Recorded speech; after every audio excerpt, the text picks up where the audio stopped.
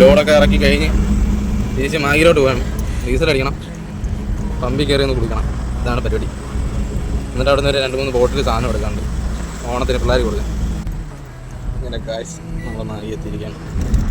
നാളെയോരർത്ഥം കാട്ടുമേ